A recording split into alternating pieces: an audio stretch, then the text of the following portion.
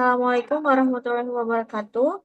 Kami dari kelas manajemen 641A01 akan mempresentasikan hasil kelompok kami yang berjudul Rekalibrasi Visi dan Misi PT Kereta Api Indonesia atau Persero dalam menghadapi era ekosistem transportasi digital dan berkelanjutan.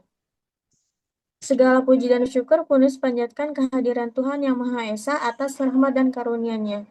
Sehingga makalah berjudul Transformasi PT Kereta Api Indonesia Persero menuju ekosistem mobilitas berkelanjutan ini dapat diselesaikan tepat pada waktunya. Makalah ini disusun sebagai bagian dari proses pembelajaran berbasis masalah atau problem-based learning untuk memahami penerapan manajemen strategi pada perusahaan BUMN di Indonesia. Masuk ke bab 1 pendahuluan.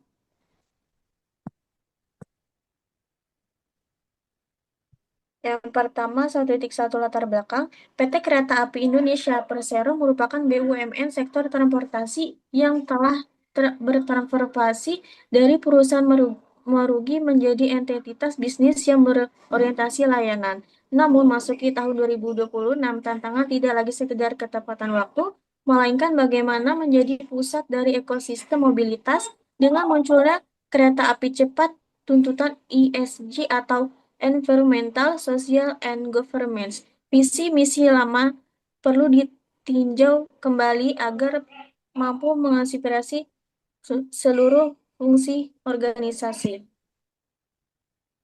Masuk ke bab 2, metode dan kerangka analisis. Makalah ini menggunakan pendekatan Problem Based Learning atau PBL dengan alat analisis. Yang pertama, scanning lingkungan, itu mengidentifikasi peluang dan ancaman dari pelanggan, regulator, pesaing, dan teknologi. Yang kedua ada gap analysis, yaitu membandingkan visi misi ideal dengan kondisi real di fungsi pemasaran, operasi SDM, dan keuangan. Yang ketiga ada balance Socrates framework, digunakan untuk menurunkan rekomendasi visi dan misi ke dalam KPI yang terukur.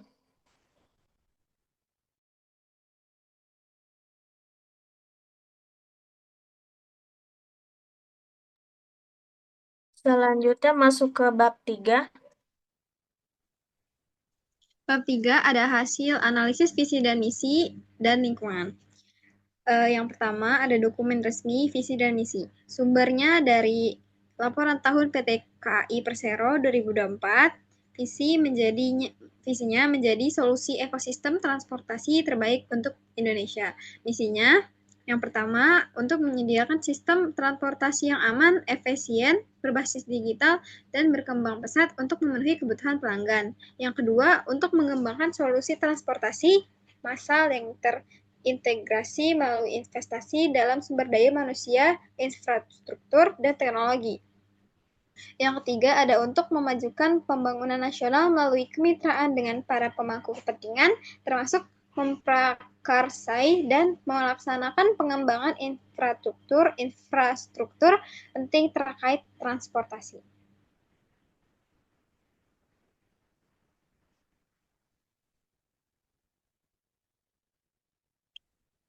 Yang selanjutnya ada ekstraksi kata kunci. Nilai ini atau core values yang itu aman, efisien, berbasis digital. Janji nilai atau value proposition yaitu memberikan solusi transportasi terintegrasi atau ekosistem yang memberikan nilai lebih bagi pemangku kepentingan bukan sekedar transportasi rel. Berdasarkan analisis dokumen visi dan misi PT KAI dapat diekstraksi 3 pilar utama yang menjadi ruh organisasi. Yang pertama nilai inti yaitu core value yang berarti keselamatan dan keamanan, yaitu menjadi landasan operasional paling mendasar, yaitu safety first. Inovasi digital yaitu adopsi teknologi bukan lagi pilihan, melainkan budaya kerja. Selanjutnya efisiensi yaitu optimalisasi sumber daya untuk memberikan layanan berkualitas dengan biaya terkendali. Yang kedua ada janji nilai atau value proposition, yaitu connectivity konektivitas tanpa hambatan yang menjanjikan pengalaman perjalanan yang terintegritas dari hulu ke hilir, yaitu seamless experience. Selanjutnya ada ketepatan waktu. Kepastian jadwal sebagai keunggulan kompetitif utama dibanding moda transportasi darat lainnya. Selanjutnya, transportasi rumah lingkungan, yaitu janji sebagai moda transportasi publik dengan jejak karbon rendah bagi masyarakat. Yang ketiga, ada arah strategi, yaitu strategi direction. Transformasi ekosistem, yaitu bergeser dari operator transportasi rel menjadi penyedia solusi mobilitas terpadu, yaitu bekerja sama dengan moda transportasi lain. Kemudian ada kemandirian finansial, meningkatkan pendapat dari sektor non-tiket atau non-free box melalui optimalisasi lahan stasiun untuk retail dan properti. Digitalisasi end-to-end menggunakan data besar atau big data dan AI untuk personalisasi layanan pelanggan serta pemeliharaan infrastruktur yang bersifat prediktif. Selanjutnya, ada pemetaan lingkungan bisnis. Pertama, pelanggan, yaitu pergeseran ke perilaku cashless dan seamless. Pertama, pelanggan menginginkan satu aplikasi untuk kereta, hotel, dan transportasi last mile. Kedua, regulator. Kebijakan subsidi atau PSO yang ketat dan target pemerintah untuk mencapai net zero emission pada transportasi publik. Yang ketiga, ada pesaing, yaitu ancaman dari moda udara berbiaya rendah, yaitu LCC, dan ekspansi jalan tol yang memperkuat posisi bus antar kota. Itu yang pertama ada teknologi, yaitu adopsi big data untuk personalisasi layanan dan Internet of Things atau LOT untuk pemeliharaan kereta secara prediksi.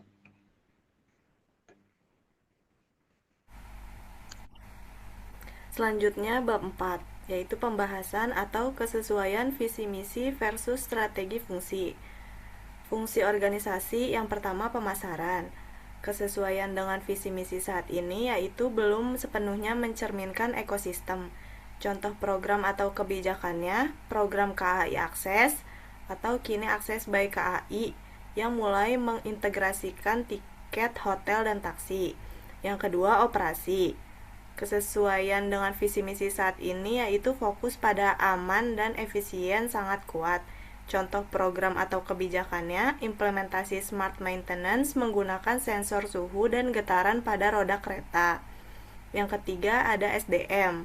Kesesuaian dengan visi misi saat ini yaitu mendukung berbasis digital.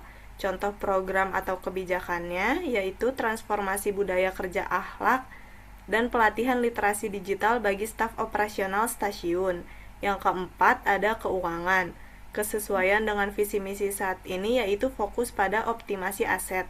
Contoh program atau kebijakannya yaitu pengembangan oriented development atau TOD di lahan-lahan milik KAI. Selanjutnya ada rekomendasi perbaikan KPI. Yang pertama, rekomendasi redaksi visi misi. Berdasarkan analisis lingkungan, KAI perlu menonjolkan aspek berkelanjutan dan kekuatan regional. Yang pertama, usulan visi menjadi pemimpin ekosistem mobilitas yang berkelanjutan dan terintegrasi di Asia Tenggara. Yang kedua, usulan penekanan misi menambahkan poin spesifik mengenai penerapan energi terbarukan dan inovasi teknologi ramah lingkungan. Selanjutnya ada strategi dan pendukung.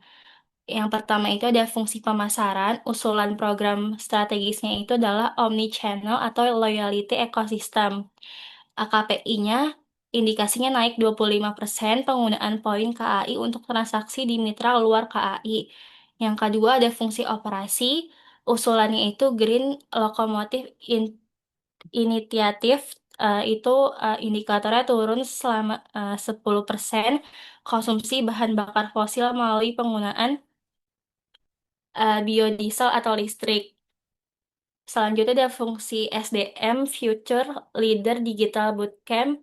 Indikatornya 90% pemimpin level menengah memiliki sertifikasi analisis data. Selanjutnya ada keuangan, diversifikasi revenue stream, indikatornya kontribusi non-free box atau iklan retail TOD mencapai 30% dari total pendapatan.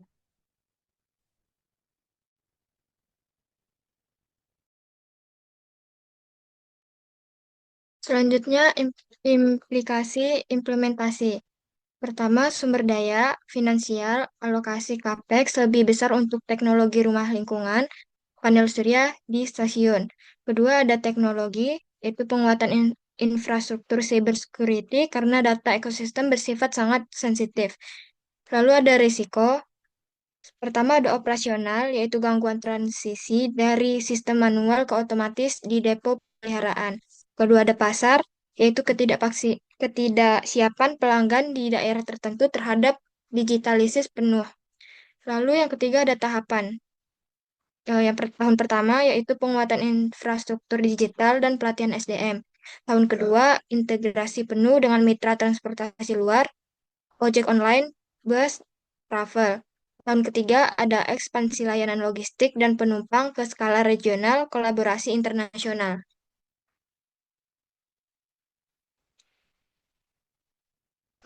Penutup, PT KAI telah berada di jalur yang benar untuk menjadi solusi ekosistem transportasi, namun agar visi terbaik tidak sekadar slogan, perusahaan harus berani beralih dari fokus transportasi provider menjadi lifestyle dan mobility provider. Rekomendasi perbaikan visi misi di atas akan membantu KAI tetap relevan dengan tren keberlanjutan global.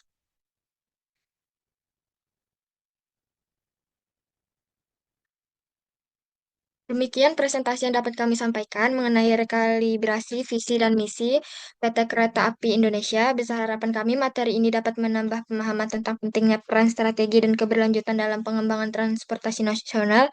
Terima kasih atas perhatiannya Bapak atau Ibu dan teman-teman. Kami siap menerima pertanyaan. Sekian. Wassalamualaikum warahmatullahi wabarakatuh.